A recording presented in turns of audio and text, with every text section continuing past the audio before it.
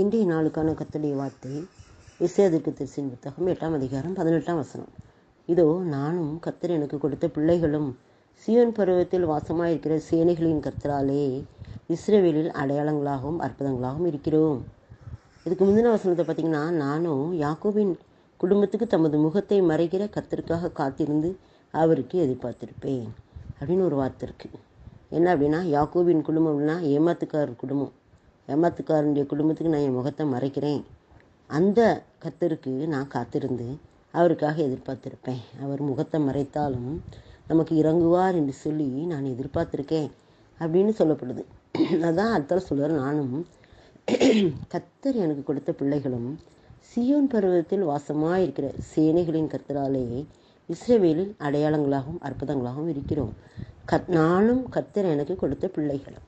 இப்போ அந்த இடத்துல நானும் கர்த்தர் எனக்கு கொடுத்த பிள்ளைகளும் அப்படின்னா ரெண்டு விதமாக நம்ம இதை சொல்ல முடியும். கர்த்தர் நம்ம நானும் அப்படின்னா எனக்கு பிறந்த பிள்ளைகளும், அது ஒரு அர்த்தம்.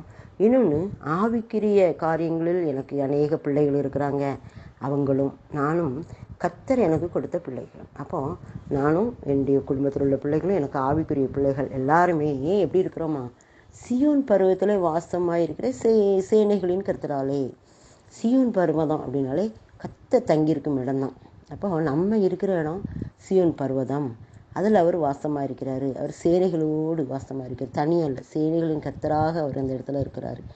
அப்போது அவர் சீயோன் பருவத்தில் சேனைகளின் கர்த்தராக வாசமாக இருக்கிறார்ல, அவருடைய நாமத்தினால நாங்கள் எப்படி இருக்கிறோம், அடையாளங்களாகவும் அற்புதங்களாகவும் இருக்கிறோம். இஸ்ரவேலிலேனா ஆண்டவர் அறிந்த பிள்ளைகள் மத்தியிலும் புறஜாதியார் மத்தியிலும் நாங்கள் அடையாளங்களாகவும் அற்புதங்களாகவும் இருக்கிறோம்.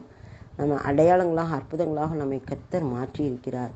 அடையாளம் அப்படின்னா நமக்கு கர்த்தர் கொடுத்த முகவரி. நாம் எப்படிப்பட்ட குடும்பத்தில் இருந்தாலும் நாம் என்ன அடையாளத்தோடு இருக்கிறோம் அப்படின்னா, தேவனுடைய பிள்ளைகள் என்ற அடையாளத்தோடு இருக்கிறோம்.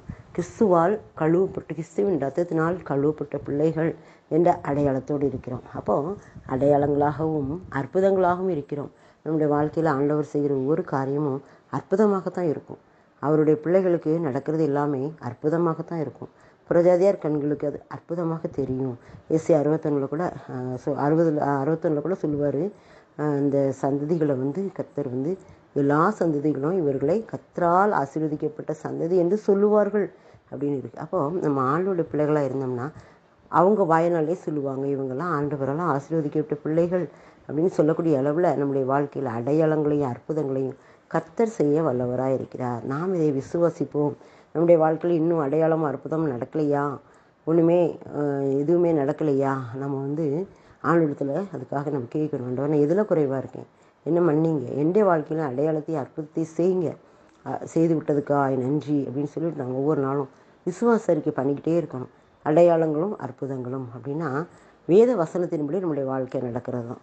நம்ம டெய்லி அனுதினமும் நம்ம உடுத்துகிறோம், சாப்பிட்றோம், இருக்கிறோம், அது மட்டும் இல்லை, அது ஒரு ஆசீர்வாதம் தான். ஆனால் அதை விட மேலான ஆவிக்குரிய ஆசீர்வாதம், நம்முடைய பிள்ளைகள் கர்த்தரை அறிகிற அறிவில் இருக்கிறாங்களா, கர்த்தருக்காக வாழ்கிறாங்களா, அது ஒரு அடையாளம், அது ஒரு அற்புதம்.